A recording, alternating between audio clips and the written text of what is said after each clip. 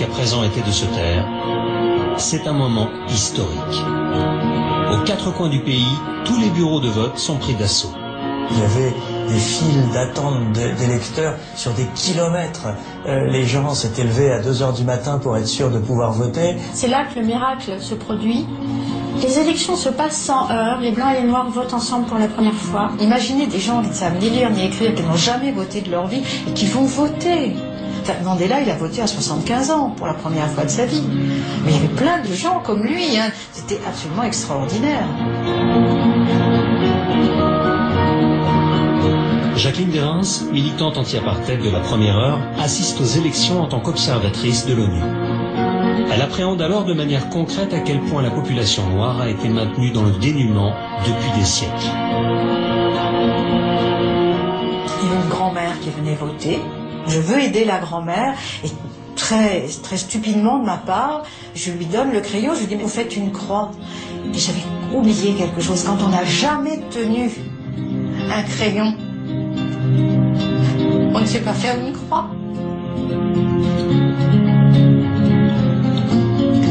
C'est un peu le souvenir qui vraiment m'a marqué. Le résultat des élections est historique, lui aussi. L'ANC de Mandela obtient 63% des suffrages. L'espoir d'une vie meilleure pour les Noirs prend enfin corps quand il fait sa première apparition en tant que chef d'État devant des milliers de Sud-Africains en liesse. C'est le premier président noir de l'Afrique du Sud libre, démocratique. Et on n'ose pas dire indépendante pour ne pas froisser les Blancs, mais indépendante. C'était au fond le symbole de l'émancipation d'un peuple qui avait subi des siècles de ségrégation et de discrimination. Donc c'était d'une puissance inouïe. We have tried in the effort to implant hope in the breasts of the millions of our people. We enter into a covenant that we shall build a society in which all South Africans, both black and white, will be able to walk tall without any fear in their hearts, assured of their inalienable right to human dignity, a rainbow nation, at peace with itself and the world. Une nation arc-en-ciel, de toute façon elle est très belle, une nation évidemment où il n'y a pas de distinction de droits et de devoirs selon que l'on est noir, métis, blanc ou autre chose. La nouvelle constitution commence par ces mots. L'Afrique du Sud appartient à tous ceux qui y vivent, noirs et blancs. On remplace pas la domination blanche par la domination noire, on crée une démocratie multiraciale.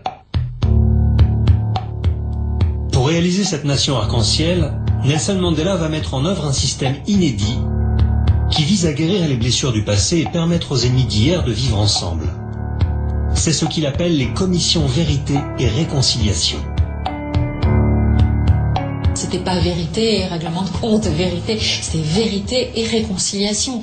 Ça veut tout dire, ça. Les bourreaux d'hier sont invités à venir reconnaître leurs crimes et si leurs aveux sont sincères, ils sont absous. Et vous avez des scènes inimaginables qui se déroulent où des gens disent voilà j'ai tué un tel, j'étais dans la police politique et j'ai tué un tel. Les parents de cette personne sont dans la salle et tout le monde s'embrasse à la fin. C'était à la télévision, cette commission Vérité et Réconciliation.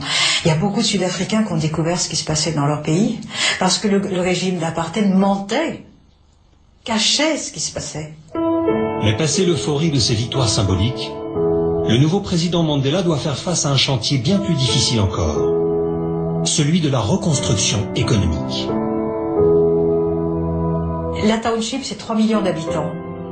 Ces gens-là, vous n'allez pas les déplacer pour qu'ils aillent vivre ailleurs. C'est leur maison, il faut qu'ils vivent là. Donc il faut améliorer les conditions de vie. Les inégalités étaient terribles, il n'y avait pas d'électricité, c'était inimaginable. Il n'y avait pas d'hygiène du tout. Pas de travail, tout était à changer. Pour remédier à cette misère, Mandela lance alors un plan de développement pour réduire les inégalités entre noirs et blancs. Objectif, construire des logements et apporter l'eau courante et l'électricité dans les townships. Seulement malgré quelques progrès, au fil des mois, le nouveau président doit se rendre à l'évidence. il se sentait totalement incompétent pour gérer une économie moderne. Il se sentait pas la capacité d'aller négocier avec le FMI des emprunts ou convaincre des investisseurs de venir en Afrique du Sud. Conscient de ses limites, Nelson Mandela va alors consacrer la fin de son mandat à préparer sa succession. Il a eu cette intelligence assez unique, là encore, au monde, c'est de ne faire qu'un seul mandat, c'est-à-dire de ne pas